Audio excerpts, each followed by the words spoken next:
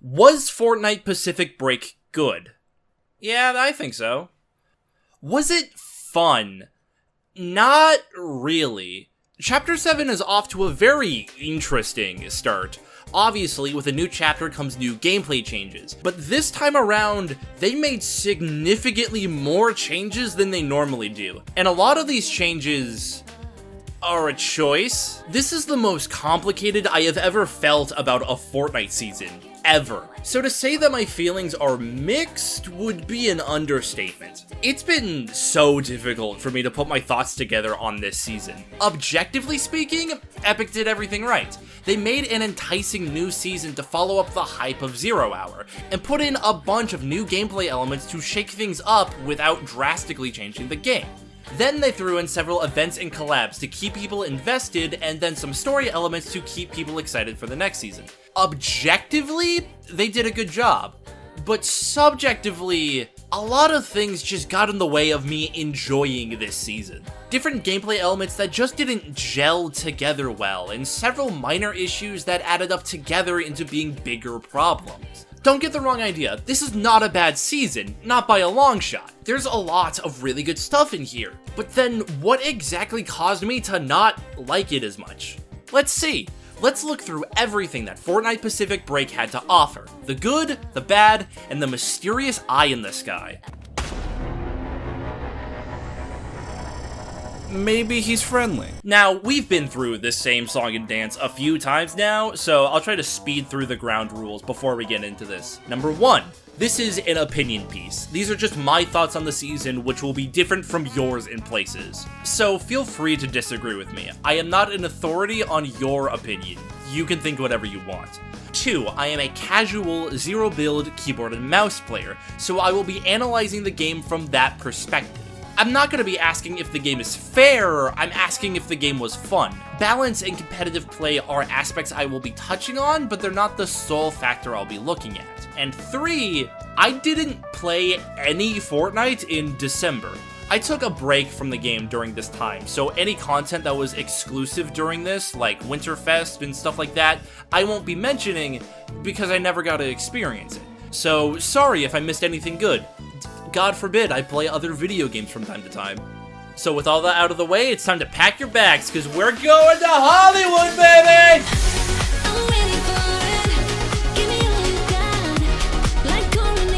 Welcome to Pacific Break, an entire Fortnite season based off of Hollywood, California, a place known for its beautiful beach town aesthetic, a place where all your favorite movies are made, and a place filled with corporate greed, unfair working conditions, and a sea of assault cases. Hollywood. As always, we gotta start off by talking about the new map. The main defining feature of this place is something that's not immediately apparent, and that's just how small this place is. It's definitely bigger than a reload map, but it's still smaller than anything we've gotten in previous seasons. This detail is a little hard to see, but if we open up Fortnite GG and compare it to the map from Chapter 6, there is a lot less space on the newer map, and this place pales in comparison to the Chapter 2 map. I don't know how accurate this chart is, but this island is absolutely one of the smallest maps Fortnite has ever had. Now, a small map is not a bad thing. We still have around the same amount of POIs that we normally get, they're just much closer together. Compact is probably the best way to describe this island, and the map is still just as detailed as the one from last chapter. Tons of little details, like the lake that's in the shape of a bear paw, a field of flowers that looks like a llama, and the omnipresent ball that's floating in the middle of the map. That's probably nothing to worry about. The POIs this season have some really good layouts. Similar to what I said about named locations in early Chapter 6, every location here has something special about it that makes it interesting. There are some obvious examples like Wonkyland, an amusement park filled with different sets, rides, and a few mini games you can play for loot. This is definitely the most unique point of interest we've had in a while, but every POI this season has a little something to spice up every location. Sandy Strip has this big gem in the middle that turns towards you in waves. Other than being absolutely adorable, this serves a gameplay purpose, because the big guy will turn towards other players as well and give away their location. That's such a cute little attention to detail. Treetop Terrace is a big treehouse, and you can tear down the whole place if you break the lower supports. I always loved when you could do this to a place, it's fun. Every named location on the map has a little something special to it, even if it's very subtle, like Bumpy Bay being a town on an incline, or Battlewood Boulevard being double the size of every other place on the map. In terms of gameplay, they did a really good job putting these locations together. In terms of visuals, they could have done a little better. Nothing about these locations really stand out to me. Other than the gameplay aspects I just mentioned, there's nothing too memorable about these places. I wouldn't say any of these locations look bad, they look perfectly fine, I just say there's nothing super interesting about them. They feel so bland that it's hard to point out any problems. So many of these locations look so similar to each other. Like, the entire bottom left of the map feels like 4 variations of the same place. And yes, Painted Palms has purple plants placed plentifully, which makes it stand out somewhat from Sus Studio's set structure. But other than that, these two locations feel identical to each other. I legitimately struggle to even remember the names of some of these places. Like, other than Wonkyland, none of these locations really stick out to me. Now, I'm not done talking about the map just yet, because we still need to talk about this map's second most defining feature, and that is the absurd amount of elevation changes. Like, holy height elevation, Batman! This map is filled to the brim with staggering height differences, from high hilltops to deep riverbanks. Any place that's not a POI is gonna have some drastic height changes to it. There are some spots with more even terrain, like the Flowberry Fields by Lethal Labs or the upper desert area, but most of this island is just bumpy as hell. Other chapters had their own unique elevation changes, but nowhere near to the same extent that this map does. A third of the map is dedicated to this foresty mountain area, having a lot of high sections and low sections packed together. In fact, it's this area where you can find the highest point of the map atop the snowy mountain, and also the lowest point of the map being this deep woods area with big trees. And these two areas are sandwiched between Wonkyland and directly next to each other. Staggering height differences like this can be seen throughout the whole map. There's the giant rock by Cosmic Durburger that gives sight over the entire lower right side of the island, and the mountain range in the center lets you look over all of Lethal Lab, several places that give an insane vantage point over a large area. Now, in build mode, height differences don't matter too much. You can just break line of sight easily just by building. But in zero build, dealing with an opponent on height is much harder. Line of sight is everything in zero build, and when an opponent has high ground, it makes breaking line of sight much harder, especially because you only have the environment to protect yourself. It makes fights against high ground opponents much more difficult. Not impossible, but more difficult. Even the smallest change in elevation can be used for cover. In this clip, I use a small incline to break line of sight from a player that's trying to jump me. But this only works with more even terrain. With this tiny map, filled to the brim with steep hills, breaking that line of sight is much harder because I both can't close the distance and have less options for cover. Here's the thing, having a small map, not a problem. Having a map with a lot of steep elevation, also not a problem. But when you combine them together, you start running into problems, especially when we run into some of the other new aspects of the season. For example, let's talk about Storm for a little bit. The main change to Storm this season is that it can now turn into different shapes. Storm circles now have a chance to not be circles. They can be triangles, they can be hearts, they can even be a flat line that just stretches across the whole map.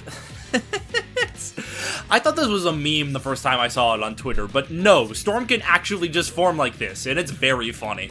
I love this change. It adds an extra element of randomness to help keep the game interesting. If anything, I wish these changes were more common. You'll still get the default circle most of the time, which is fine, but I want to see the funny circles more often. I don't have a problem with any of this at all. What I have a problem with is just how fast Storm closes now. Like, oh my god, what do you mean Storm is here already? Matches go by a lot faster now. Looking through my replays, I average about 15 minutes in a game, compared to the 22 that Fortnite matches are known for. And this speed increase is entirely because Storm now just closes much faster. Last chapter, the first circle gave 2 minutes to prepare before Zone would move. Then, the circle took 1 minute and 49 seconds to close. Now, you get 1 minute 40 to prepare, and 1 minute 39 before the first storm closes. That is 30 seconds less than last chapter. That doesn't sound like a lot, but you absolutely feel it in-game. There is so much more pressure to move this season. If you land somewhere near the edge of the map and Ring does not pull towards you, you have such a small amount of time to loot up, fight any players that landed with you, recover, split up supplies with the group, and then get out of there. If for whatever reason you struggle to find resources or the fight off spawn starts to drag, you can almost guarantee that Storm is just gonna close on you. This goes for later Storm circles too. Some of these phases only give you a few seconds to prepare before Storm starts moving. That didn't happen until Storm 5 last chapter. Now, it happens around Storm 3. The timing of Storm circles is so small that you barely have any time to react to them. In this clip, me and Zach are just vibing in a bush, waiting to see where the next zone pulls. Then, a team runs up on us just as the next circle starts to form. Zach goes down, but we're able to wrap up the fight after like 25 seconds. And by the time I'm able to get Zach back up, the zone is already about to move, and we're only now realizing that it's a far side. But because we couldn't recover from the earlier fight, we died to zone. We just died to a one-tick Storm. That's just sad. Part of this is a skill issue, I'll fully admit that, but we wouldn't be in this position if Storm could just relax for 2 seconds and let us breathe from time to time. Is that too much to ask for? Also, this might just be me, but shouldn't Storm circles move slower on a smaller map? Because players have less area to play around in, they're more likely to run into another player. So you shouldn't need this much pressure to push players together. Why do I have less time in a smaller space? Like I said, a small map isn't a bad thing, but you combine it with fast closing circles and drastic height differences, this map quickly turns into third-party central. You are never fighting just one team. No matter where you are, no matter how far you are into a match, you never get the chance to breathe. You are always fighting multiple people. You are always fighting multiple people. You are always fighting multiple people. You are always fighting multiple people. You are always fighting multiple people. You are always fighting multiple people. You are always fighting multiple people. Have I gotten my point across yet? Do you understand how frequently you get shot at in the back? Let me say it a few more times just to get it through your head. You are always fighting multiple people. You are always fighting multiple people. You are always fighting multiple people. This clip here illustrates my point perfectly. I'm in a solo match, and we're like halfway into Storm Phase 2. I see shooting in the distance, and I run up and ambush the player for the easy kill. Then, I spend the next 3 minutes fighting 4 other players, all of them congregating at this one spot because there was just some noise here. And all of these are real players, by the way. They were all moving like real players, and they did something that a bot can't do, like drive, glide, or have a boss token. For the entirety of Storm Circles 2 and 3, I fought 5 real players and 1 bot Scorpion, all in the same unassuming place. That is a high density of fights that you'd normally expect around Storm 6 to 8. But half of these fights happened before Storm 2 even closed. I know, getting third-partied and having players run up on you is something that just happens. You'll see 1, 2, maybe even 3 in a match of people trying to ambush you after finishing a fight. Getting third-partied is not a new concept, but this season creates an environment that just amplifies that problem tenfold. Third parties are such a common occurrence this season, it's ridiculous. There's a lot more that also adds to this problem as well, but we'll talk about that in a little bit. For now, let's look at some of the other things new to this season. I would like a break from being angry, please. Just What else did they add this season? The UI got a bit of a facelift, some HUD elements got moved around and slightly changed. The squad's health bars have been moved from the top left to the bottom left, the minimap info has been pushed to the side of the map, and the side menu has been drained of all of its color. Other than that last one, these touch-ups give a little bit more personality to the UI while still being functional. Also, sometimes the reload team wipe graphic would pop up from time to time. I think this would make a really nice addition to VR. However, it's clearly not meant to be here.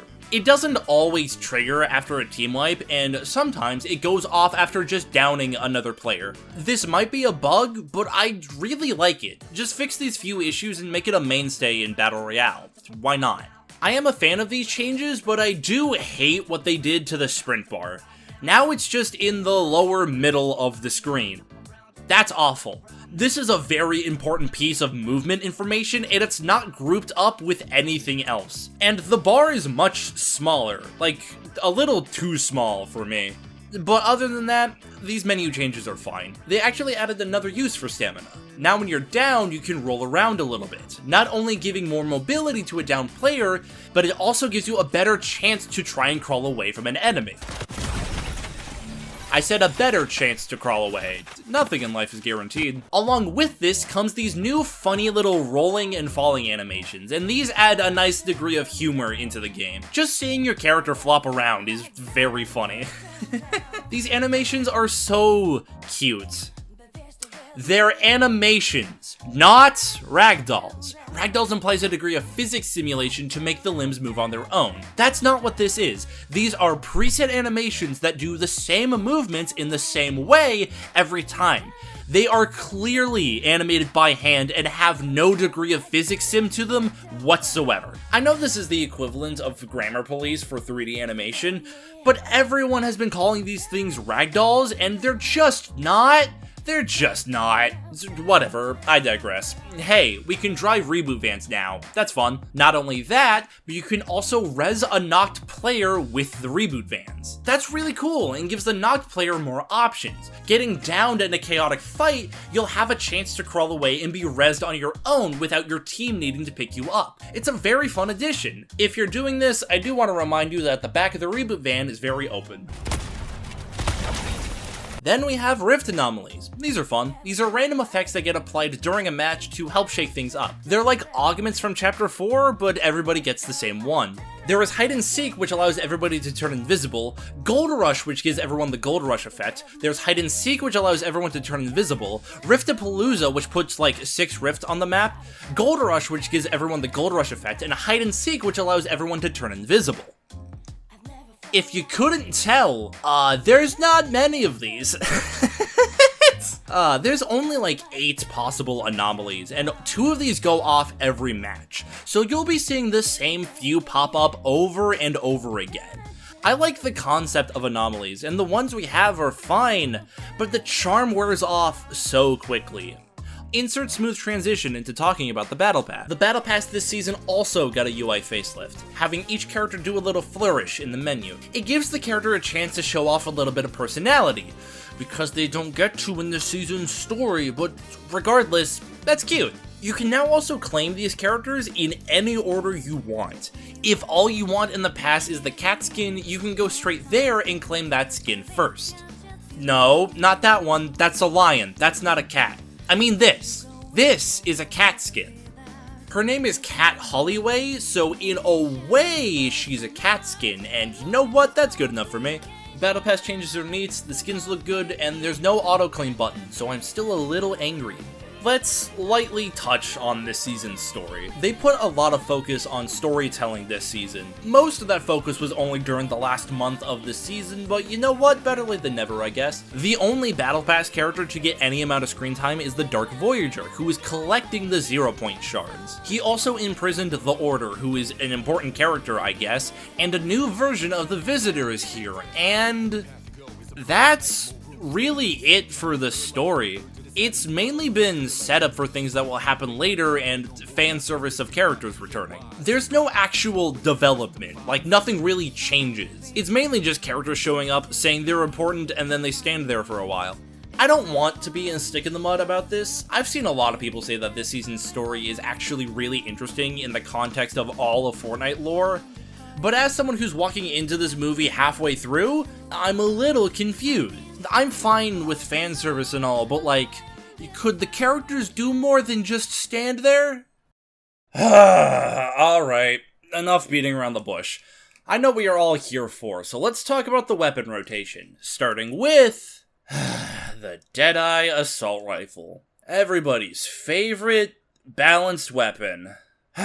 Okay, look, I know this gun has been getting an avalanche of criticism, and I am absolutely gonna add to it, but I don't want to just say scope they are too strong, because that's not the core of the problem. I have no issue with most scoped ARs. In fact, the Deadeye is very comparable to the Hollow Twister, a gun that I personally have no problem with. They have almost the same magazine size, and the Deadeye has less damage per second compared to the Hollow Twister. It seems cut and dry. The Deadeye is worse. Then why do I hate it and not the Hollow Twister? That comes down to three things: accuracy, fire rate, and context. Accuracy is a problem with any hit-scan gun. As long as you can see someone, you can hit someone. This goes for all guns: Mammoth Pistol, Enforcer AR, any gun with hit-scan can easily hit anyone.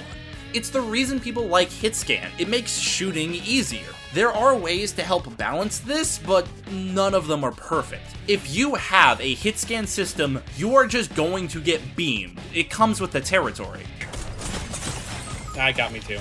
Now combine hit-scan with the high fire rate of the Deadeye. Even though the Hollow Twister has one more bullet, the Deadeye will be empty before the Hollow. The Deadeye shoots fast and has a high accuracy, allowing you to rapid-fire shoot an opponent really easily. And then, you put it in the context of this season. On this map in particular, with this specific item rotation, the Deadeye dominates. That high elevation I was talking about earlier. Combine that with the Deadeye and you can pretty much bombard anyone in your sightline. And they have no way to counter it because you can't even get close to them.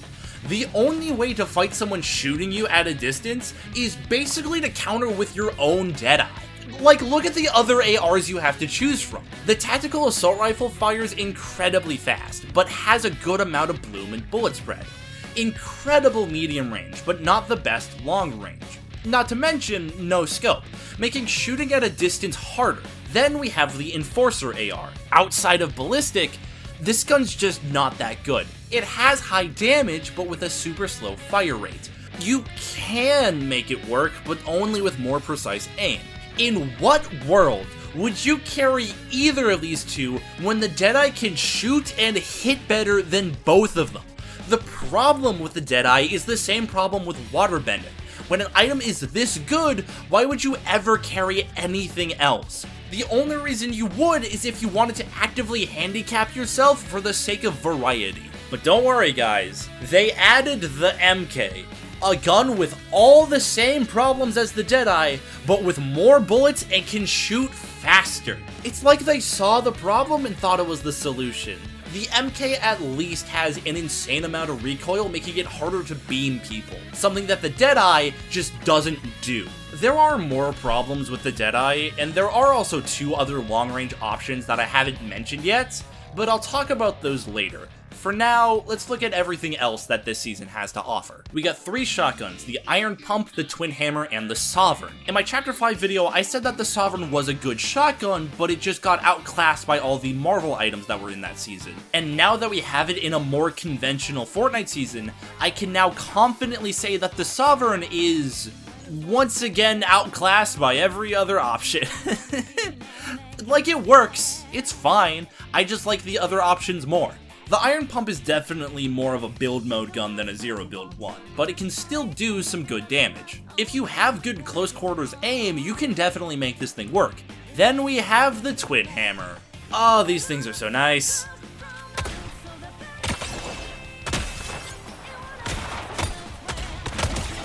I feel bad. I feel bad about that. Oh my god, I feel so bad. That poor man couldn't hit a shot. While they are fairly slow for what is basically an auto shotgun, the damage output on these things is insane. Who would have thought that having 2 shotguns was better than 1? I don't know if these are statistically the best shotgun, but they're the ones I enjoyed using the most. Also, in most 1v1 scenarios where me and my opponent were both using twin hammers, I would normally win these encounters, even if the other person was using a better shotgun. That's always a satisfying feeling. These guns are nice and all, but like I said, their fire rate is a little slow, so you will get easily countered by an SMG. The dual SMGs came back for a little bit, that's always fun to see.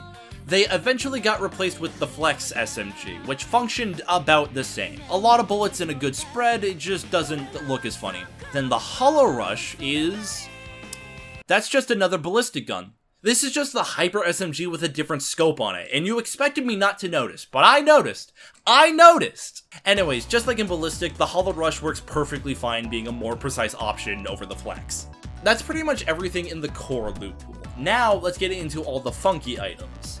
There's not a lot of them, which is a little upsetting, but let's look at what we have, starting with the Arc Lightning Gun, or as I refer to it as, the baby gun. This is a big fuck you cannon that shoots out a beam of lightning that spreads out a little bit. It's a very forgiving gun to use. Hitting people with this thing is not a problem. As long as you're looking in the general direction of another player, you'll hit them. This can be used to pick up fairly easy kills under the right circumstances.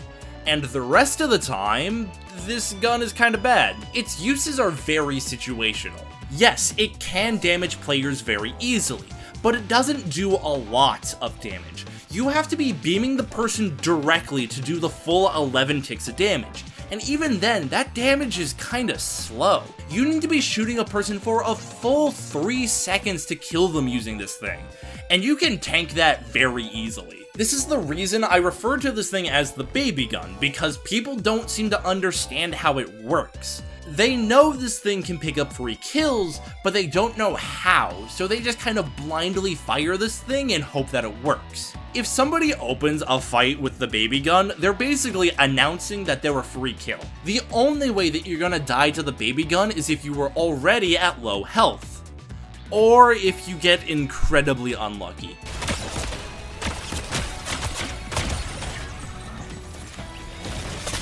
Come on!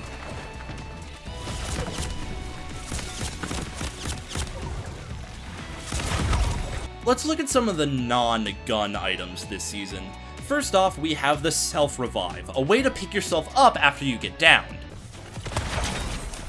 Oh, alright. These things are not as useful as they sound. Yes, it's a way to pick yourself back up, and it can be helpful, but in practice, it hasn't been all that useful to me. The only time I even think about self-reses is at the end of a match, after knocking everyone on the enemy team, and then being confused why the game hasn't ended. Don't get me wrong, I like the concept, and a niche item can be fun, I just never seen it be useful myself. Like, I had better luck using the stealth splashes. These were splashes that made your character translucent. Normally stealth items like this don't help too much, but I actually got some good mileage out of these. The invisibility is actually really solid, giving you a green outline that's harder to notice. It's still not true invisibility, but it's still a good item to mess with another player. It's nothing too special, they're more like a fun little gag item. Flowberry Mist is a really good addition. Similar to the Med Mist from last chapter, this is an AoE healing item for shields that gives you the low gravity effect. As somebody who mainly plays with other people,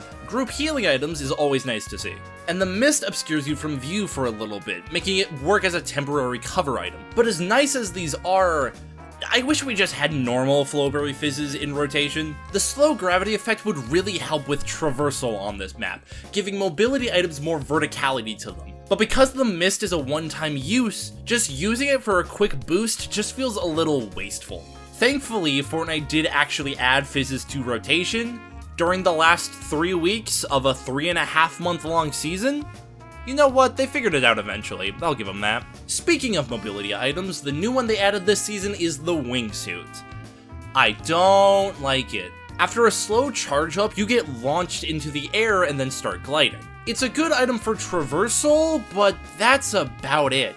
It's not the best item for getting you in and out of situations. The charge up takes a second and leaves you vulnerable, and the landing lag makes it so you can't shoot for a bit afterwards. I wouldn't say it's a bad item, it's just not my taste. And in terms of other mobility items, that's really it.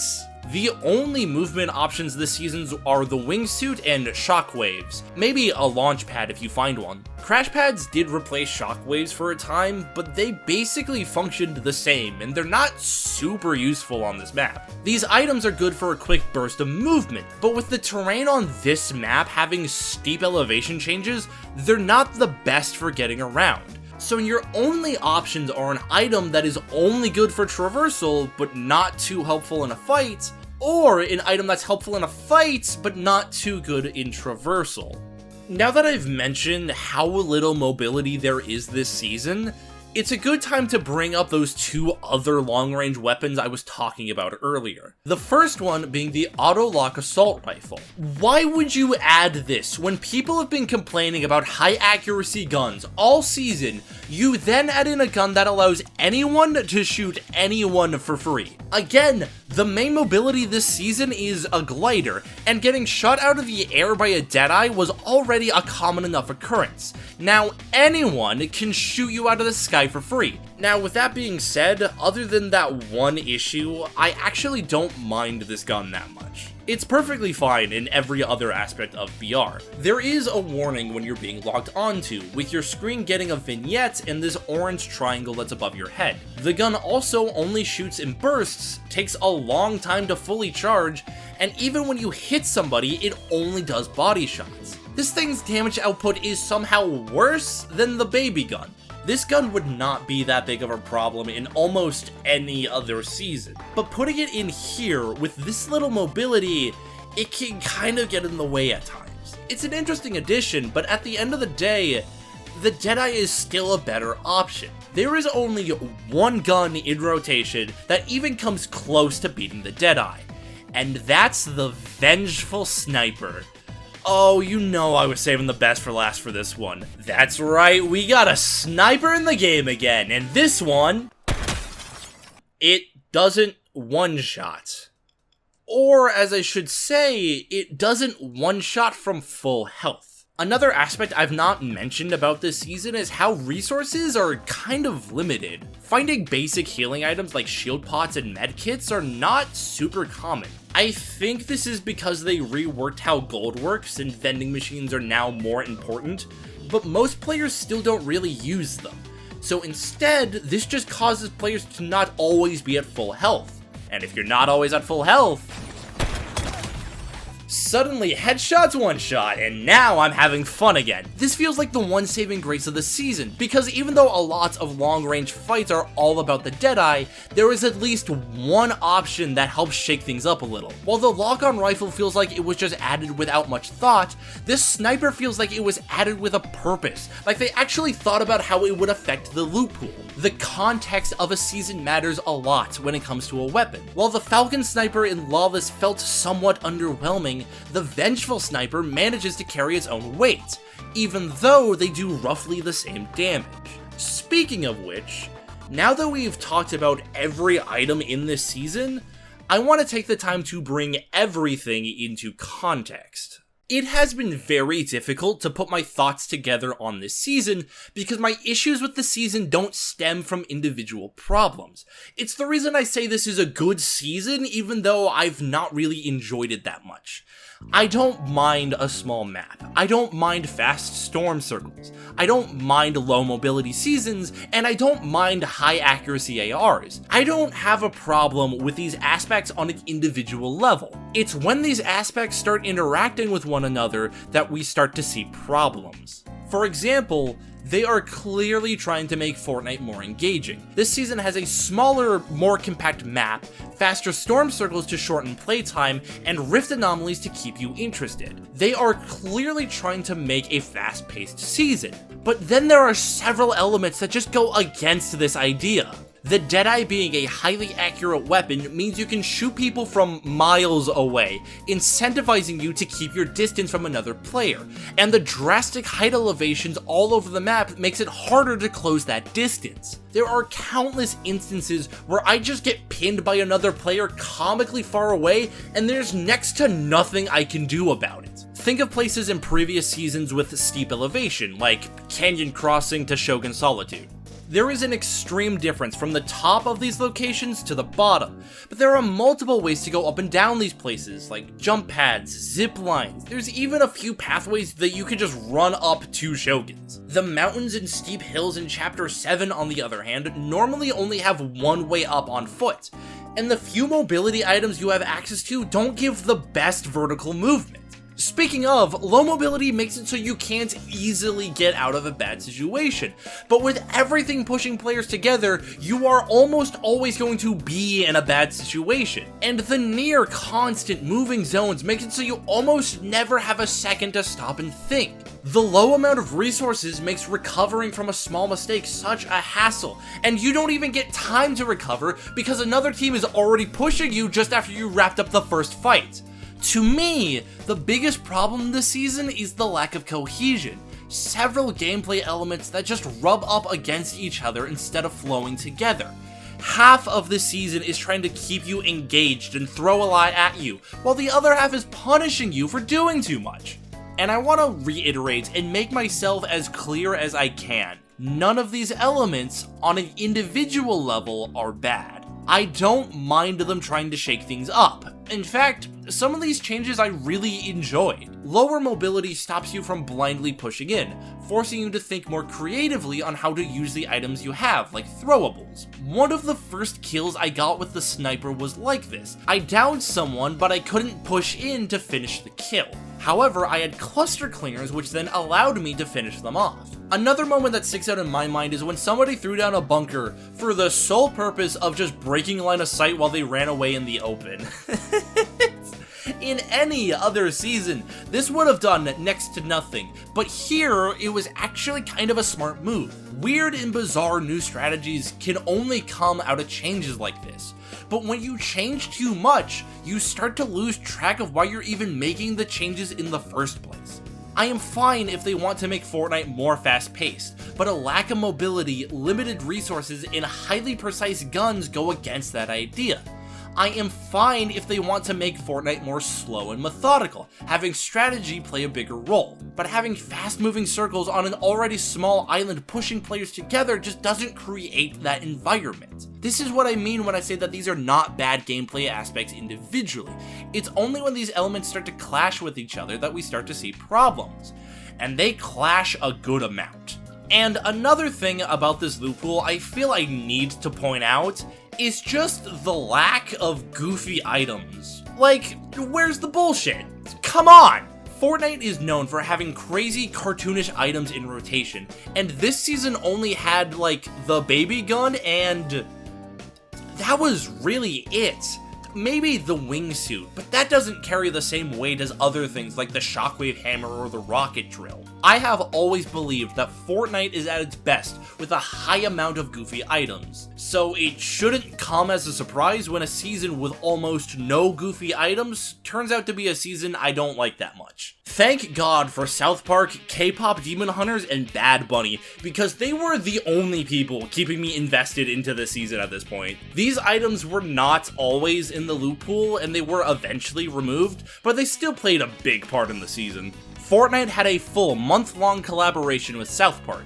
They added a few items, completely changed one of the POIs, and added piss to Fortnite. Cheesy Poofs were probably my favorite addition here. It helped a lot with that low resource feeling I was talking about, because it was basically a med kit with a high amount of uses with healing that you could throw.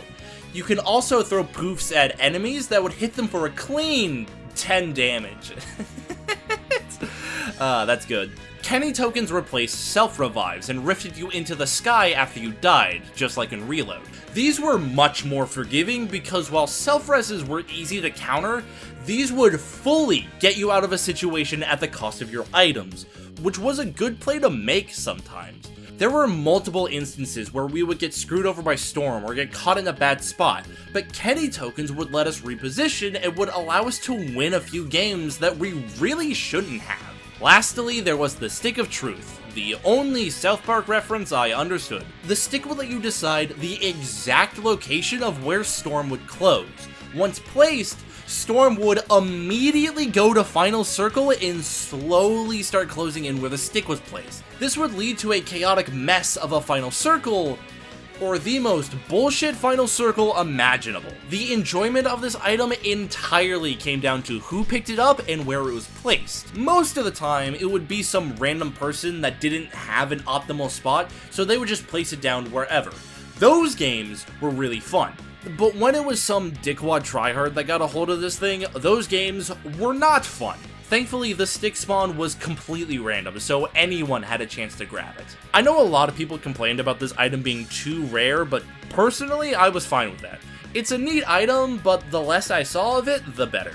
While South Park was the only major collaboration this season, there were two smaller ones. Well, one of them was an official collaboration. The other one was just a meme. During the Bad Bunny halftime show, there were these bushes in the background. Yeah, those were people, apparently, and Fortnite decided to capitalize on this by adding the wearable bushes back to rotation. Even though these were added in just as a bit, they were still one of my favorite items this season because they added a degree of stupidity that this season was desperately missing. They did have a gameplay advantage, letting you take one hit for free, but the main value of this item was just letting you act like an idiot. The other official collab was when K-pop Demon Hunters got a second wave of skins. They added in all the KDH weapons back to rotation, giving us 2 more mobility items and another healing item. This 2-week period was when I enjoyed this season the most. These items did not fix most of the problems I had this season, but they absolutely gave more options in a season that felt very limiting. The main thing I liked was having more ways to reposition with mobility items that didn't just fling you into the air. They added in such a nice breath of fresh air to the season. After a while, the main loot pool started to feel bland, with every match starting to feel the same. I know Fortnite does these power hour things where they try to shake up the loot pool, but that's only for an hour, and then everything just goes back to normal. Meanwhile, these collaborations stuck around for a while and actually made an impact on my experience. And that's about everything that Pacific Break had to offer. It was interesting. Even though I'm not the biggest fan, this season still brought a lot to the table with some very compelling changes. Everything they did this season was very well made and clearly had a lot of thought and care put into it. This is a good season, but it's a good season that just wasn't fun. There are so many tiny issues that just constantly got in the way. If they just made a few changes, I feel like this could have been a season I really enjoyed. If storm circles just moved a bit slower, if there was some kind of vertical mobility to help with the map's terrain, and if there was just 1 or 2 goofy items constantly in rotation, then I could have seen myself really enjoying this season. But without any of that, this season just felt like a chore to play. I'm glad that they're at least trying new things out, even if that means I'm not gonna gel with every decision they make. It shows that they're actually trying to innovate and keep the game interesting. And credit where credit is due, Fortnite has been listening to the community. They recently added in a new system that's half bullet drop, half hit scan to try to make scoped ARs more balanced. They removed shockwaves because the community complained about them, and then they added shockwaves back in when they realized that the community was wrong, and they even said that next season's loot pool is going to be completely different from this season's. Thank God. I respect the fact that they're still trying to make Fortnite new and exciting. That doesn't mean that I have to like what they make, but I still respect it. I am still very excited to see what Fortnite does next, because even though it might not be my exact cup of tea, it will at least be interesting. Who knows? In the meantime, I'm just gonna vibe until the next season starts, because oh my god, I am tired of this one. Just slap in some good tunes, enjoy the sun, and ride the rest of this one out. And I don't even care that it's over. And I don't even care there's a wall. Now whatever look back in anger, whatever look back at all.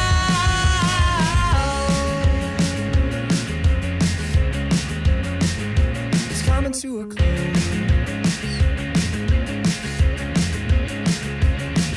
To a close. It's coming to a close. It's coming to a